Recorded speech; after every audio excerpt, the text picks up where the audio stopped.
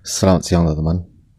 Hari ini lagi-lagi market merah ya, sekitar minus 0,4%. Teman-teman juga bisa lihat di sini cuma 104 saham yang hijau ya, yang turun itu sekitar 441 dan tidak bergerak sama sekali 130 saham. Nah, teman-teman bisa lihat di di RTI bisnis ini sangat susah ya, hari-hari yang sangat susah untuk trading saham ya, untuk scalping khususnya.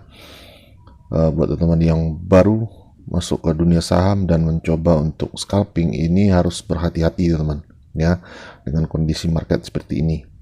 Kita bisa lihat di sini di mover ini ya, rata-rata saham-saham yang naik ya, yang naik itu biasanya ya teman, biasanya itu saham-saham yang seperti ini. Teman bisa lihat ini sangat, boleh dibilang ini sangat busuk sekali ya saham ini. Mari ya, perusahaan yang merugi, kemudian ini ya, yang naik ya.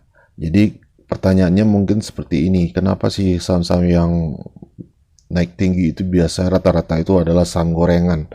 Mungkin ada teman yang bertanya-tanya seperti itu, kenapa enggak bukan perusahaan-perusahaan yang dengan fundamental yang bagus sih yang digoreng, yang dinaikkan sama bandar-bandar saham itu atau spekulan-spekulan saham itu? Jawaban menurut saya itu simpel sekali teman-teman, karena di saham-saham yang bagus secara fundamental itu biasanya dihuni oleh investor-investor besar teman-teman ya, yang punya dana-dana yang besar. Mereka pasti masuk di saham-saham dengan fundamental yang bagus. Jadi bandar atau spekulan itu sendiri takut untuk menggoreng atau masuk ke saham-saham seperti itu, dan alih-alih untuk mengguyur atau menggoreng, bisa-bisa bandarnya sendiri yang diguyur sama investor-investor dengan punya modal yang besar itu. Makanya kita biasa melihat saham-saham yang busuk yang selalu digoreng sama market maker, karena memang tidak ada bandar-bandar besar, investor-investor besar yang masuk di saham-saham dengan fundamental yang busuk itu. Nah, kemudian dengan kondisi seperti ini, setelah teman-teman tahu kenapa saham-saham yang digoreng itu saham-saham dengan fundamental buruk, nah, jadi teman-teman wajib berhati-hati. Satu-satunya tujuan bandar atau tujuan spekulan itu untuk menaikkan harga itu ya untuk memancing para retail masuk teman-teman ya, memancing para retail masuk, kemudian mereka jualan ya, seperti itu. Itu sebabnya yang masuk di harga yang sudah naik tinggi itu biasanya menjadi tim cuci piring atau sangkutar ya, sangkutar. Jadi saran saya dengan kondisi market seperti sekarang ini ya teman ya, masuklah atau pilihlah saham-saham dengan fundamental yang sangat bagus ya, minimal teman-teman mendapatkan dividen ya. Jadi pilih saham-saham dengan fundamental bagus dan bagi dividen. Satu-satunya yang pasti di dunia saham itu yaitu dividen.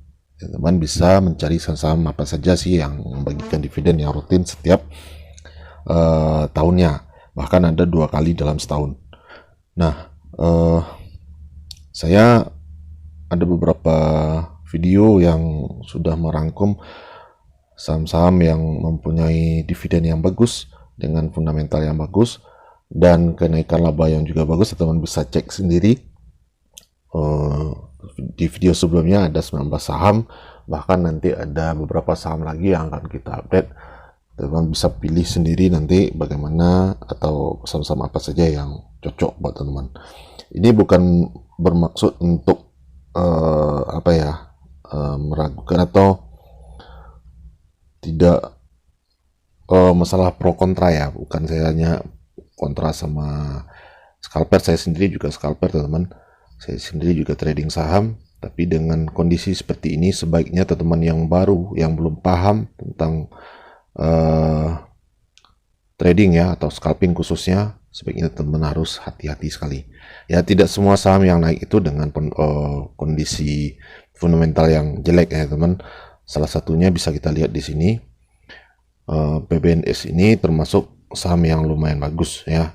Jadi kenaikan dari PBNS ini tidak bisa dibilang karena gorengan Ya, gorengan yang dimaksud di sini ini benar-benar di saham yang jelek ya secara fundamental kemudian harganya naik tinggi, itu boleh dibilang 90% itu memang gorengan, bukan kenaikan secara fundamental teman-teman ya. Jadi harus dibedakan mana yang digoreng, mana yang naik secara alami atau mengikuti harga fundamentalnya. Seperti itu. Itu salah satu yang harus teman-teman ketahui untuk mencari saham-saham atau memilih saham untuk kita perdagangkan atau kita trading. Sebaiknya teman-teman tetap perhatikan fundamental ya di saat kondisi seperti ini. Kemudian kalau harga itu bergerak, teman-teman masuk di situ. Kalau seandainya nyangkut pun teman-teman tetap aman ya. Tetap bersabar, tidak perlu buru-buru ya. Satu-satunya jalan yang paling cepat sukses di saham itu adalah jalan yang lambat. Seperti itu teman-teman ya. Oke, demikian saja bincang-bincang hari ini. Semoga di sesi kedua atau di hari-hari selanjutnya market kembali bagus dan kita bisa mendapatkan cuan konsisten lagi. Happy cuan untuk teman-teman semua.